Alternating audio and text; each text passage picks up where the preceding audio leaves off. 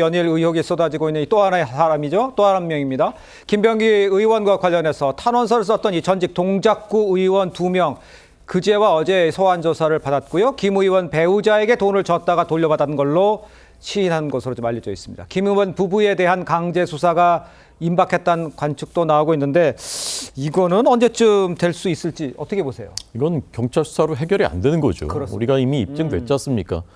동작서에서 한 거를 서울청에서도 야 이게 뭐냐라고 6번이나 돌려보냈는데도 결국 그냥 뭉개버렸다는 사실도 드러났고 예. 지금 김경시 의원도 출국 금지조차 하지 않았다라는 것도 드러났고 맞아요. 이 구의원들이 탄원서 낸 게 작년 11월인데 경찰이 배당조차 하지 않았습니다. 배당도 안 했어요. 배당도. 그러다가 이제 언론에 나오니까 이제 부랴부랴 뭐 하는 척을 하는 건데 언론에 안 나왔으면 이것도 뭉개졌을 겁니다. 예. 이미 법인카드 그 구의원들 거 그 부인이 김병기 의원 부인이 법인카드 쓴 것도 그냥 무혐의로 뭉개버렸지 않습니까? 네네. 그다음에 차남의 취업청탁 관련된 것도 지금까지 그냥 지지부진 끌고 있습니다. 그러니까 이것은 경찰이 할 수 없다는 사실이 이미 드러난 것이고 특검 수사를 통해서 밝히는 수밖에 없다. 그리고 이것은 김병기 의원, 강선 의원의 개인 비리가 아닙니다. 이것은. 이거는 그야말로 정당의 그것도 우리나라 거대 정당의 공천 시스템 전체가 다 그냥 그 오염된 사건이고 네. 거기에 당대표도 보고를 받았는데 아무 조치도 취하지 않았다는 그러니까 당 수뇌부 자체가 연관되어 있는 그런 지금까지 듣도 보도 못한 사건이거든요. 네. 이렇게 이런 사이즈의 사건을 특검이 안 하고 어떻게 해결할 수가 있겠습니까? 알겠습니다. 이런 가운데 이제 김병기 의원이요 가상자산 거래소죠 이 업비트 운영사 이 두나무 측에 차남 채용을 요청했다가 무산된 후에 보좌진들에게 두나무를 공격하는 이 국회 질의서를 준비하라 이렇게 지시했다.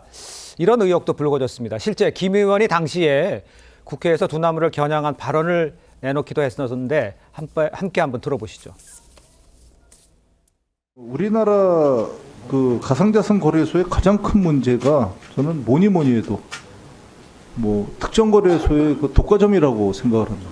독과점이 일단 되면은 그게 반드시 부작용과 부패를 낳기 마련이죠. 그래서 이 업체가 최근 저 금융 FIU의 현장 검사에서 무려 70만 건에 달하는 그 고객 확인 제도 위반 사례도 적발됐었죠.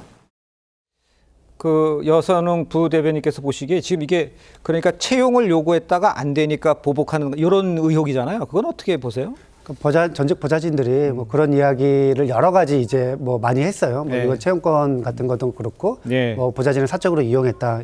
여러 가지 의혹들을 많이 이야기를 했는데 사실은 이 부분은 약간은 조금 뭐 전직 보좌진들의 이야기가 조금 뭐 불합리하게 좀 느껴지기도 하거든요. 그래요? 왜냐하면은 지금 김병기 의원이 말씀하신 저 지적이 예.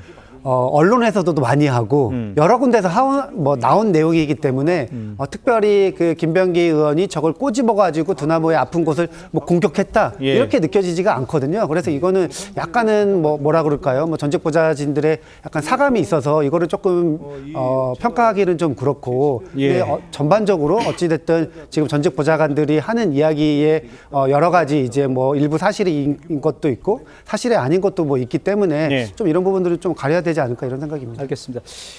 우리 성춘 부의장께 여쭤볼게요. 지금 뭐 1인 1 의혹이 김병기 전 원내대표는 예외는 아니지 않습니까? 계속 튀어나오고 있는데 탈당은 안 하겠다고 얘기를 하는데 민주당에서는 왜 이렇게 탈당 조치를 안 하는지 서로 소통은 하고 있는 건지 이걸 어떻게 끌고 가려는 건지 이건 어떻게 보세요? 일단 이틀 뒤에 일단 징계와 관련된 회의가 처음 열리니까요. 예. 아마 첫 회의에서 다 결론을 내리긴 어렵다는 얘기가 나오고 있는데 저는 이거 빨리 결론을 내려야 된다고 생각합니다. 아까 말씀하신 것처럼 하루에 하나 이상의 의혹이 터져나오고 이미 그 여진이 계속되고 있는 상황이거든요. 예. 그거에 대한 제대로 된 해명이 이루어지고 있지 못하기 때문에 김병기 전 원내대표가 결단을 못 내리면 당에서 결단을 내려야 돼요. 그래서 사실 당에서는 의원들이 아무래도 동료 의원에 대해서 그래도 시간은 줘야지. 그래도 스스로 결단을 내리거나 아니면 징계 절차를 밟아서 나갈 수 있는 아니면 거기서 징계 절차를 통해서 뭔가 동료 의원들이 알 수 없는 것까지 다 일단 들여다본 다음에 결정을 내려야지. 이 정도 원정주의가 좀 있었던 것 같습니다. 근데 그럼에도 불구하고 박지원 의원이 용기를 내서 계속해서 말씀을 해주셨잖아요. 예. 그리고 이번에 아마 이틀 뒤에 치러지는 이 내일인가요? 원내대표 보궐선거에 나온 분들도 이분들도 대부분은 김병기 원내대표의 징계에 대해서 강하게 말씀을 하고 계십니다.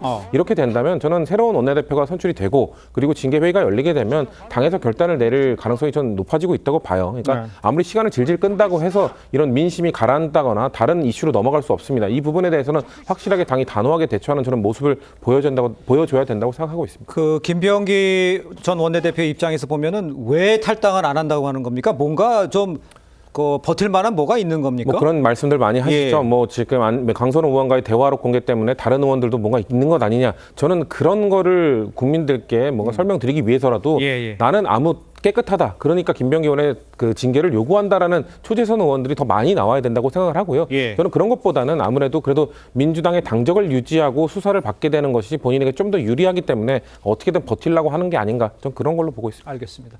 일단 김병기, 강선우 의원 공천원금 의혹 국민의힘에서는 특검 요구가 지금 분출하고 있죠. 민주당에서도 처음으로 특검 필요성이 거론이 됐습니다. 화면을 좀 보시면요.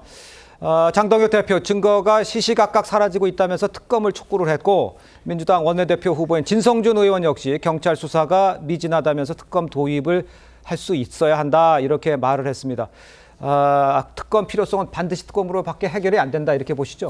김경시 의원이 PC도 이미 다 두 대 다 지운 다음에 의회에 반납을 했고 한 것으로 보이죠. 예. 메신저, 뭐 텔레그램, 카카오톡 이미 다 지워버렸고 예. 사실 지금 하더라도 쉽지 않은 일인데 진심을 갖고 해도 네. 경찰은 진심이 없는 것으로 보이고 특검을 하지 않고 어떻게 밝혀내겠습니까? 그리고 예.